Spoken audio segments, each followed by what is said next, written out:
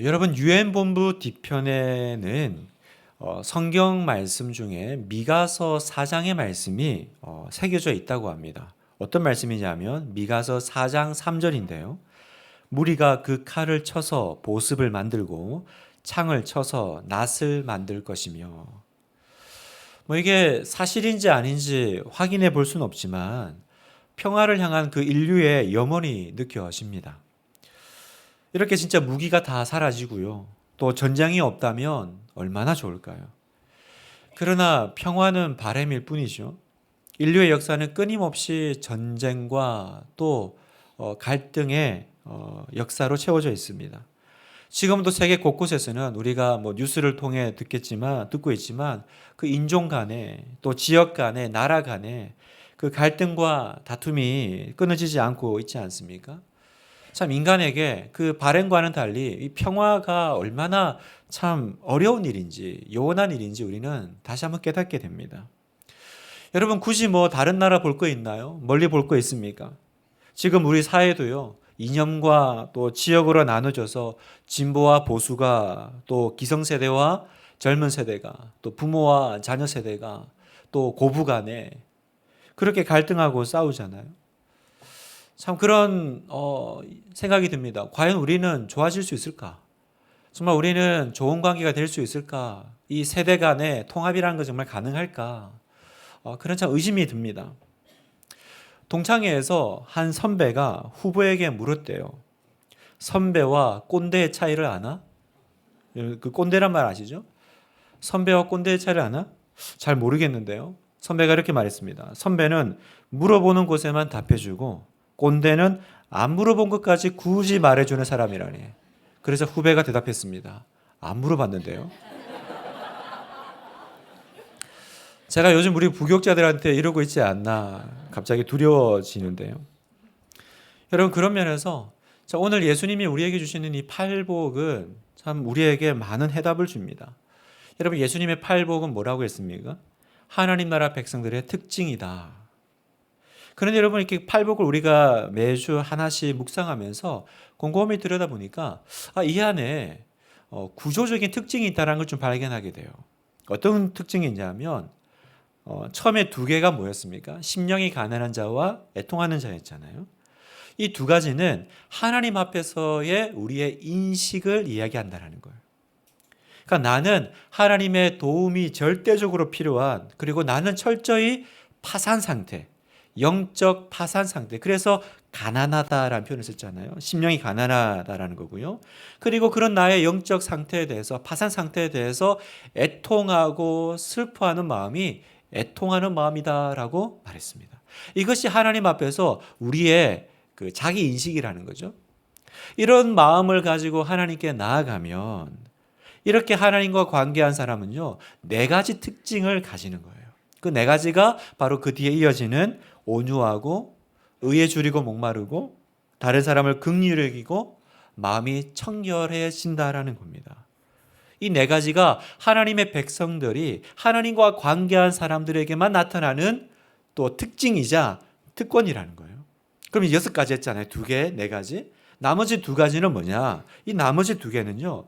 이런 하나님의 백성들은 세상과의 관계에서 어떻게 사느냐라는 거예요. 우리는 이 세상과 어떤 관계를 맺어가는 사람이 되느냐? 이걸 우리에게 말씀하고 계신다는 겁니다. 그래서 오늘 우리가 이제 그 세상과의 관계 속에서 살펴볼 2가지 중에 7번째 복입니다. 우리 9절을 한번 읽어볼까요? 시작. 화평하게 하는 자는 복이 있나니 그들이 하나님의 아들이라 일컬음을 받을 것이며. 여러분 무슨 말입니까? 세상 사람들의 눈에 우리는 어떤 사람으로 보여야 되느냐라는 말입니다. 우리는 세상이 어떤 사람으로 보여야 된다라고 말씀하세요? 너희는 화평하게 하는 사람이 되어라. 화평하게 한다라는 거 피스메이커죠. 그래서 이 헬라 원문을 그대로 번역을 하면 화평하게 하는 자라는 말은 평화를 만들어내는 사람이라는 뜻입니다. 평화를 만들어내는. 여러분 이게 세상에서 하나님 백성들의 역할이라는 거예요. 우리가 이 땅을 살아가는 이유, 하나님이 우리를 이 땅에 남겨두신 이유 무엇이라고 생각하세요? 우리는 이 땅에 평화를 만들어내는, 화평케 하는 역할을 감당하기 위해서 이 땅에 있다라는 것입니다. 자, 이 내용을 좀 자세히 한번 살펴보기로 원하는데요. 여러분, 우리가 평화를 만들어내려면 먼저 그 평화의 반대 개념에 대해서 조금만 살펴봐야 됩니다. 여러분, 평화의 반대 개념은 뭡니까? 전쟁이죠. 미움이죠. 다툼이죠. 화평케 하는 거의 반대말은 나눠지게 하는 거죠. 이간질하는 거죠. 여러분, 이런 건 어디서 왔을까요? 우리 이거 원하는 사람 아무도 없잖아요. 그런데 왜 우리 안에는 항상 이런 것들이 나올까요? 이건 어디서 기원한 걸까? 왜 사람들은 서로 싸울까요? 왜 서로 미워하고 때로는 죽이기까지 할까요? 왜 우리 마음에는 미움이 떠나지 않고 분노가 차오를까? 왜 그럴까요? 아무도 원하지 않는데, 세상은 평화를 원하는데 왜 우리 안에 평화는 요원할까? 성경은 그 답을 하나님을 인간이 떠났기 때문이다 라고 말씀하십니다. 인간이 하나님을 떠난 죄에서 이 모든 다툼과 증오와 분노가 비롯되었다라고 말씀하십니다. 그 증거가 무엇입니까? 여러분, 에덴 동산에서 아담과 하와가 범죄하고 하나님을 떠났죠. 하나님을 떠나기로 결정했죠. 그러자 바로 일어난 사건이 있어요. 바로 인류 최초의 살인 사건이죠. 그 사건이 뭡니까? 피를 나눈 형제 간에 서로 죽이는, 형이 아우를 죽이는 바로 가인과 아벨 사건이 바로 일어났습니다. 형 가인은요, 동생에 대한 그 분노를 이기지를 못했어요. 하나님이 너 그 마음 조심해라, 그러면 안 돼라고 하셨지만 그럼에도 불구하고 가인은 그 동생 아벨을 죽이고 말았죠. 여러분, 그 사건을 기점으로 해서 지금까지 세상은요 어떻습니까? 끊임없이 사람과 사람이, 인종과 인종이, 국가와 국가가 분쟁과 또 갈등이 여러분 끊어지지 않고 있지 않아요? 계속해서 뭐 팔레스타인, 또 뭐 우크라이나, 뭐 우리가 알지 못하는 그 외에 여러 지역에서 여러분, 이런 서로를 향한 분노는요, 우리가 가인과 아벨의 사건에서도 보지만 두 가지 특징을 가져요. 어떤 특징이 있냐면 이 분노는요, 자기를 죽이든지 타인을 죽이든지 하여튼 둘 중에 한 명은 반드시 죽입니다. 어떤 사람은 성격이 소심해요. 소극적이에요. 그래서 자기 안에 그런 분노가 있지만 잘 노출하지 않습니다. 노출하지 않는다고 해서, 표현하지 않는다고 해서 없는 게 아니죠. 그 아무에게도 표현하지 못했던 그 분노가, 그 화가 결국은 뭐 하고 있어요? 그 안에서 계속 쌓이고 쌓이면 결국 그게 자기를 죽입니다. 자신을 죽여요. 여러분 중에 요즘 나 요즘 이렇게 가슴이 이렇게 두근거려요. 얼굴이 이렇게 붉어져요. 기분이 이렇게 참 오르락내리락 해요. 밤에 잠이 안 와요. 좀 이런 증상이 있는 분 계십니까? 이걸 전문적인 용어로 화병이라고 합니다. 화병. 뭐 우리나라에 나온 특별한 좀 용어인데 이게 정신 용어로도 뭐 등록되었다 그런 얘기가 있었죠. 화병이 뭡니까? 여러분, 화병은 한마디로 속으로 화를 참는 일이 반복될 때 발생하는 질병이죠. 요즘 애들은요, 우리 자녀들은, 청소년들은요, 입만 열면 욕을 달고 삽니다. 여러분, 이건 역시나 그 마음속에 분노가 가득 차 있기 때문이죠. 마음이 그만큼 상해 있으니까 화가 나면 욕이 저절로 나오는 거 아니겠어요? 요즘은 묻지마 폭력, 폭행 사태, 이 모든 것들도요, 결국은 다 같은 맥락입니다. 우리는 분노 사회를 살고 있습니다. 그래서 여러분, 해결책이 어디 있습니까? 어떻게 하면 이걸 해결할 수 있죠? 그래서 다른 종교나 불교에서는요, 이 분노와 화를 다스리기 위해서 참선하고 도를 닦습니다. 조금 있으면 부처님 오신 날이 다가오죠. 안 오셔도 되는데 하여튼 오셔서 참 어려운데, 여러분, 그 불교에서 그 석가모니 부처님이요, 그 108번뇌라고 하잖아요.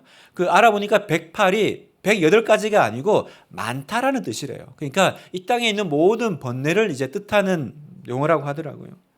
그 번뇌를 발견하면 뭐합니까?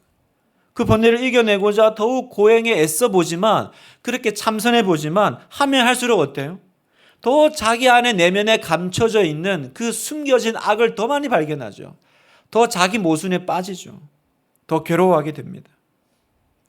성도 여러분, 원인을 모르면 증상과 싸울 수밖에 없어요. 그렇죠? 우리가 병에 걸려도요, 그 원인을 발견하지 않으면 계속 겉으로 드러난 것 가지고 이렇게 치료하려고 애쓰다가 더 어려워지는 경우들이 얼마나 많습니까? 여러분, 미움과 분노는 어디서 나온다고요? 그건 그냥 이렇게 밖에서 일어나는 일들이 아니라 근본적으로 하나님을 떠난 인간에게서 나타나는 증상이라는 거예요. 그건 증상이죠. 하나님을 떠난 인간의 죄에서 비롯된 거라는 거예요. 왜 그럴까요? 왜 하나님을 떠나면 우리 안에는 이렇게 분노와 다툼과 미움이 발생할 수밖에 없을까? 왜 그러냐면 여러분, 인간이 하나님을 떠나면 본능적으로 하나님의 자리에 자기를 두게 되어 있습니다. 그걸 빈자리로 남겨놓지 않아요. 그 자리에 다른 사람을 올려놓지 않아요. 내가 하나님을 내 인생에서 몰아내면, 인간이 하나님을 떠나면 그 자리는 누가 올라가요? 내가 주인으로, 내가 왕으로 들어갑니다. 그러니까 나 중심의 인생이 돼요. 자아 중심의 인생이 돼요. 교묘하게 자기를 포장하지만 그 안에는 내가 있어요. 그러니까 이제부터 어떻게 삽니까? 나 중심으로 살죠. 그리고 뭘 목적으로 삽니까? 모든 건 결국은 내 유익을 위해서 살게 되어 있습니다. 우리 맨날 묻는 질문 있잖아요. 너 누구 편이야? 너 누구 편이야? 여러분, 이 말이 무슨 말입니까? 모든 사람을 내 기준에 맞춰두고 있다는 거죠. 그래서 그 기준에서 내 편, 네 편, 그렇게 이분법적으로 우리는 항상 사람을 바라보고 있지 않나요? 너 누구 편이야? 그래서 내 기준에 맞으면 사랑하고 맞지 않으면 다툼과 갈등이 당연히 일어날 수밖에 없죠. 나 중심인데, 내가 왕인데. 지금도 그런 것들이 우리 안에서 계속 일어나고 있는 거예요. 왜 그렇습니까? 하나님을 떠나면 그 자리에 모두가 다 왕자리로 들어가 있는 거예요. 그러니까 여기도 뭐 우리가 앉아 있으면 다 자기가 왕이에요. 다 자기가 기준이고 다 나한테 맞춰줬으면 좋겠어. 그러니 부딪히는 거죠. 싸우는 거죠. 그러니까 여러분, 이거는 참선의 문제도 아니고 사회적인 증상도 아니고 경제적으로 해결해주면 풍요로워지면 해결되는 것도 아니고요. 이건 어떻게 해결돼야 됩니까? 하나님과의 관계에서만 해결될 수 있는 문제라는 거예요. 하나님과의 관계에서 내가 진정한 평화를 얻어야 된다는 거예요. 그렇게 하나님과 관계에서 내가 회복되고 이 죄의 문제, 나 자아가 주인이 되고 모두가 왕되어 있는 이 죄의 문제가 해결되지 않으면 이 땅에 평화는 없는 거예요. 제도적으로, 시스템적으로 뭐 교육을 해서 좀 이렇게 좋게는 만들 수 있지만 절대로 그거는 일시적인 방편일 뿐 진정한 해결이 될 수가 없어요. 오늘 예수님은 팔복에서 뭐라고 말씀하세요? 화평하게 하는 자가 되어라 라고 하세요. 여러분, 왜 그리스도인은, 왜 우리는 이 땅에서 화평하게 하는 사람이 되어야 할까요? 왜냐하면 성도만이 이 평화를 경험하고 성도만이, 그리스도인들만이 이 평화를 만들어낼 수 있는 사람들이기 때문입니다. 여러분, 나한테 없는 거, 자기에게 없는 걸 다른 사람에게 줄 수 없어요. 내가 평화를 맛보지 않고 내가 화평 가운데 있지 않은 것을 다른 사람에게 줄 수는 없죠. 내가 없는 걸 주려고 하니까 계속 지쳐요. 나한테도 없는 걸 가지고 뭘 바꾸려고 하니까 아무런 변화가 일어나지 않죠. 그런데 우리는 왜 이게 가능합니까? 우리는 무슨 자격이 있어서 이게 가능하죠? 어떻게 우리는 이 화평 없는 세상에 화평하게 하는 사람이 될 수 있습니까? 여러분, 우리가 어떤 사람들이었습니까? 우리도 불과 얼마 전까지는 그런 사람들이었습니다. 하나님과 원수되었던 사람들이죠.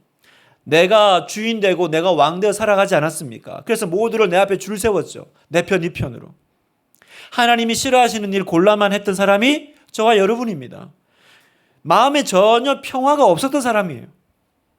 그런데 그런 우리를 하나님이 그냥 하나님의 은혜로 받아주시고, 그리고 우리를 용서해 주시고요. 하나님과 우리 사이에 원수되었던 것을 어떻게 해요? 그 아들의 피로 해결하시고 씻기시고 다시 화목시켜 주셨죠. 화해하게 하셨죠. 하나 되게 해주셨죠. 골로새서 1장 20절을 같이 한번 읽어볼까요? 시작. 그의 십자가의 피로 화평을 이루사 만물 곧 땅에 있는 것들이나 하늘에 있는 것들이 그로 말미암아 자기와 화목하게 되기를 기뻐하심이라. 그의 십자가의 피로 화평을 이루신 거예요. 그랬더니 어떻게 됩니까? 하나님과 우리가 예수님의 그 보혈로 말미암아 아무런 거리낌이 없이 장애물 없이 화목하게 되는 그런 놀라운 그 화평의 일이 우리에게 일어났죠. 그래서 여러분, 하나님과의 관계가 회복된 사람은 그때부터 어떤 일이 벌어집니까? 주님이 주시는 평안을 그 마음속에 누리며 살아가게 된다라는 겁니다. 요한복음 14장 27절을 읽겠습니다. 시작. 평안을 너희에게 끼치노니 곧 나의 평안을 너희에게 주노라. 내가 너희에게 주는 것은 세상이 주는 것과 같지 아니하니라. 너희는 마음에 근심하지도 말고 두려워하지도 말라. 나의 평안을 너희에게 주노라. 평안을 너희에게 주노니 어떤 평안이요? 나의 평안. 예수님의 평안을 주신대요. 하나님과의 관계가 회복되고 하나님 앞으로 돌아온 그리스도인들은 놀라운 복 하나를 누리는데 바로 예수님이 주시는 참된 평화, 참된 평안, 피스. 그 평안이 우리 안에 이제 항상 머물러 있다는 거예요. 여러분, 나의 평안을 준다고 그러셨어요. 그래서 이 나의 평안이 뭘까요? 나의 평안, 예수님의 평안. 예수님께서 특징 하나 말씀하셨습니다. 내 평안은 좀 달라. 뭐라고 말씀하세요? 세상이 주는 것과는 다르다라고 말씀하세요. 예수님의 평안은 세상에서 말하는 평화하고는 다른 거야라고 말씀하신 거예요. 여러분, 그런 대회가 있었대요.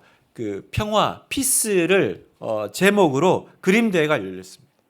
그래서 평화를 주제로 그림을 그리시오라고 했더니 여러분, 그림을 그리려면 먼저 그 그림을 주제를 표현할 수 있는 소재가 필요하잖아요. 그 주제는 평화니까 여러분, 우리 평화 그러면 어떤 것들이 주로 떠오릅니까? 그죠? 뭐 이렇게 뭔가 평화로운 이렇게 뭐 양떼, 뭐 조용한 뭐 고요한 호수, 뭐 풀밭, 또 뭐 어떤 게 있을까요? 뭐 이렇게 화목한 가정의 모습, 그런 거 떠오르잖아요. 실제로 그 대회에 출품된 작품들을 보니까 다 그런 걸 그린 거예요. 뭐 풀밭에 양떼가 있고 아니면 잔잔한 이렇게 호수에 이렇게 보트 위에 이렇게 평화롭게 노젓는 한 사람, 뭐 가정에서 식구들이 모여서 이렇게 화목하게 대화하는 그런 그림이었습니다. 그런데 여러분, 그 대회에서 놀랍게도 상을 받은 그림은 전혀 다른 그림이었어요. 어떤 그림이었냐면 비바람이 치고요, 폭풍이 부는 무섭고 험악한 날씨의 그림이었어요. 이게 어떻게 평화인가? 그런데 그 그림 안에는 하나의 장면이 묘사되어 있었는데 그 비바람과 폭풍 속에서 그 그림 안에 그 절벽 벼랑 사이에 그 작은 새 한 마리가 안심하고 편안하게 그 어미새 옆에 깃들이고 있는 모습. 이게 평화라는 거예요. 우리 교회도 화가들이 좀 계신데 좀 그림 한번 그려보셨으면 좋겠어요. 평화라는 주제로 한번 그림을 그려보시면 어떨까?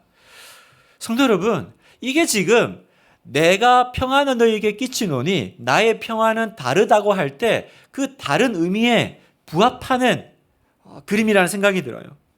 여러분, 세상이 말하는 평화는 어떤 평화입니까? 주변 환경에 따라서 결정되는 평화죠. 그래서 우리는 주변이 평안해야 평안합니다. 뭐가 평안입니까? 문제가 없어야 평안이에요. 그래서 우리는 항상 문제 없는 상황을 찾아갑니다. 좀 쉬어도 어디 조용한 곳 없나? 그런 데 가서 이렇게 착 캠핑 치고 좀 마음의 이너피스를 이렇게 다스리면서 있죠. 여러분, 그러나 그게 진정한 평화가 됩니까? 그렇게 앉아 있으면 모든 문제가 해결되나요? 해결되지 않죠. 이런 평화는요, 뭐 돌멩이 하나라도 그 호수에 던져지면 조금 전까지 그렇게 거울같이 잔잔해 보여도 금세 깨지는 평화라는 거예요. 여러분, 예수님이 말씀하시는 평화는 그런 평안이 아니라는 거예요. 환경에서 오는 평안이 아니다라는 겁니다. 예수님이 말씀하신 평안은 예수님 안에서 주변 환경에 전혀 영향을 받지 않는 평안이다. 내가 주는 평안이다. 나의 안에서 누리는 평안이다라고 말씀하세요. 여러분, 그래야 이 세상이 우리를 보고 예수님을 믿죠. 여러분, 우리가 주일날 놀러 가지 않고 교회 가는 것 말고는 교회 다니는 우리나 교회 안 다니는 사람이랑 아무 차이가 없다면 그분들이 우리를 뭘 보고 예수님을 믿겠어요?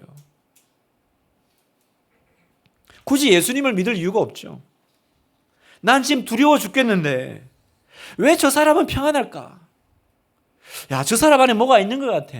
저 사람이 믿는 그분을 내가 알기 원해. 여러분, 이게 예수님을 믿는 평안을 가진 사람이 이 땅을 살아가는 방식이라는 거예요. 주님은 말씀하십니다. 내가 네 평안을 줄 테니까 너는 두려워하지도 말고 걱정하지도 마. 여러분, 우리가 얼마나 많은 걱정에 시달리며 살고 있습니까? 걱정이 한가득입니다. 전쟁 걱정, 또 지진과 기후 걱정, 나라 걱정, 또 대립하고 있는 친척들과의 걱정, 또 아이들 걱정, 모든 게 걱정 태산입니다. 그러나 주님이 뭐라고 말씀하세요? 너희는 마음에 근심하지도 말고 두려워하지도 마라. 왜냐하면 주님이 주시는 평안은요, 평화롭고 한가로운 그 농촌 같은 분위기에서 얻어지는 평안이 아니라 기가 막힌 현실 가운데서도 피난처 되시는 주님 안에서 누리는 평안이기 때문입니다. 여러분, 아멘이시죠? 요한복음 16장 33절 우리 선포하면서 읽겠습니다. 시작. 세상에서는 너희가 환난을 당하나 담대하라. 내가 세상을 이기었노라. 너희가 환난을 당하나 바람이 불고 폭풍우가 있고 풍랑이 있고 그러나 그 안에서 너는 평안을 누릴 수 있어. 이게 주님이 말하는, 기독교가 말하는 평안이라는 거예요. 아무 문제가 없고 모든 문제가 해결되고 이제는 걱정이 없네. 그 평안 말고요. 그래서 예수님 안에서 담대하라. 내가 세상을 이겼다라고 하시는 그 예수님 안에서 마치 그 풍랑 속에서 있지만 그 어미새 옆에서 안식하고 깃들이고 있는 그 아기 새가 누리는, 마치 그 세상은 어지럽지만 그 어머니 품에 안겨 있는 아이가 새근거리면서 자을 수 있는 그 평안을 가진 사람이 있다면 여러분, 그 사람은 자기만 그 평안을 누리겠어요? 아니죠. 그때부터 주변을 화평하게 만드는 거예요. 불안한 환경에 영향을 받지 않을 뿐만 아니라 그 불안한 환경을 바꾸는 사람들이 된다는 것입니다. 그래서 그 화평하게 하는 사람, 하나님의 사람, 그 안에 주님이 주신 평안을 가진 사람이 들어가면 분위기가 달라지고요. 그 사람이 서 있는 땅이 달라지고 그곳에 하나님 나라가 임하게 됩니다. 여러분, 그 센서등 아시죠? 우리 교회도 이렇게 복도 가면 불이 꺼져 있다가 사람 지나가면 불 들어오잖아요. 여러분, 한번 센서등 생각해 보세요. 불이 어떻게 들어오죠? 내가 들어가면 인식해서 불이 들어오는 거죠. 내가 불 켜는 거 사실은 아닙니다. 내가 막 능력자여가지고 막 이렇게 쳐다보면 불이 들어옵니까? 아니면 뭐 빛이 있으라 막 이렇게 뭐 닥터 스트레인저 같이 이렇게 말하면 그러면 이제 불이 들어옵니까? 아니죠. 불은 이미 들어와 있는 거예요. 전기는 이미 흐르고 있는 거죠. 다만 불은 언제 들어옵니까? 내가 들어가야 불이 들어오는 거죠.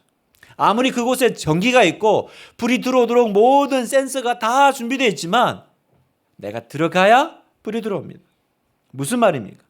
예수님의 평안을 가진 여러분이 들어가야 된다는 거예요.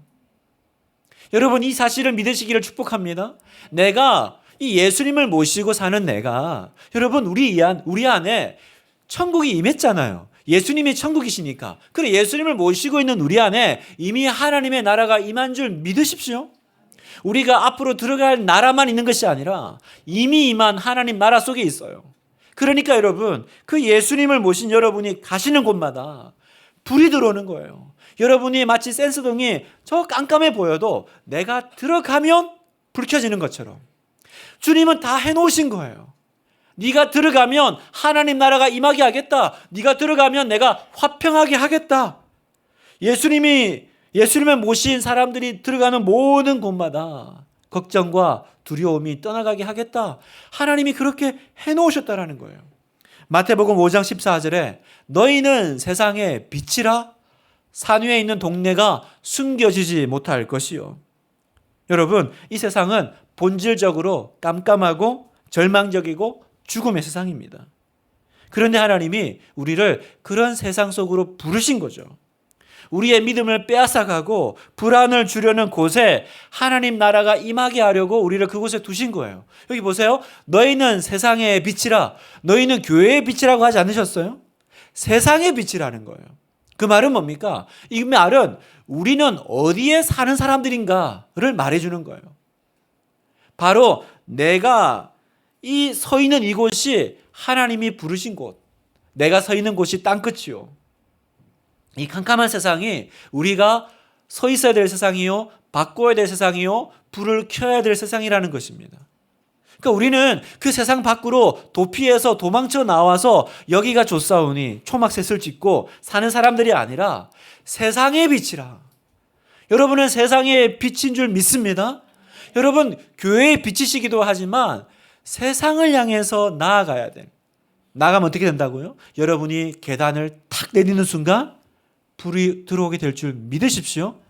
그러니까 여러분 이 빛을 비추는 삶, 화평케 하는 삶을 내가 어떻게 누릴 수 있을까요? 오직 믿음으로라는 거예요. 믿음으로 누려요. 여러분 하나님 나라의 모든 복은요, 하나님의 모든 약속은 어떻게 내 것 삼습니까? 오직 믿음으로. 여러분 불이 들어오라 밖에서 아무리 외쳐봐야 안 들어옵니다. 막 이렇게 뭐 공력을 쓰고 그러면 불이 깜빡거리기 시작합니까? 아니요. 그냥 내가 들어가면 불 들어올 거 우리는 알죠? 믿죠? 나는 이미 예수님의 평안을 가졌습니다. 내가 가는 곳마다 어둠이 빛으로 슬픔이 기쁨으로 바뀝니다. 이렇게 믿고 선포하고 나아갈 때 하나님께서 우리가 고백한 대로 누리게 하실 줄 믿어요. 저와 함께 이렇게 고백해 보겠습니다. 나는 예수님의 평강을 가졌습니다. 내가 가는 그곳에서 주님이 나를 사용하십니다. 내가 가는 그곳에 빛이 비춥니다. 나는 세상을 화평케 하는 사람입니다. 여러분 이 사실을 믿으십니까? 믿으십니까? 오직 믿음으로 누리는 거예요. 믿음으로 누리는 거예요. 겨우 살아남는 믿음 말고요. 세상을 바꾸시는 믿음 되시기를 주님 이름으로 축원합니다. 말씀을 마무리하면서 오늘 주님이 뭐라고 말씀하세요? 화평하게 하는 사람이 누리는 복이 있다 또 설명하세요. 모든 주님의 이 말씀에는 복이 있어요. 9절에 보니까 그들이 하나님의 아들이라 일컬음을 받을 것이다. 이게 복이래요. 여러분 하나님의 아들이면 아들이지 아들이라 일컬음을 받는 건 뭐예요? 이 말은 우리가 이렇게 말하는 게 아니라 주변 사람들이 우리를 향해서 당신은 하나님의 아들입니다라고 말해주게 될 거라는 겁니다. 여러분 유대인들에게 아버지와 아들의 관계는 굉장히 특별합니다. 우리나라도 아버지가 아들이 아버지를 닮고 또 아들이 아버지 직업과 기술을 물려받는 경우가 종종 있죠. 가업을 물려받는다 그러죠. 유대인들은 더 그렇대요.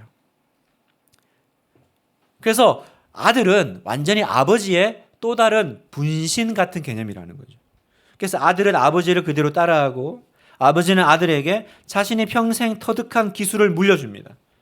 그래서 누군가가 물건을 만들고 장사하는 걸 보면요.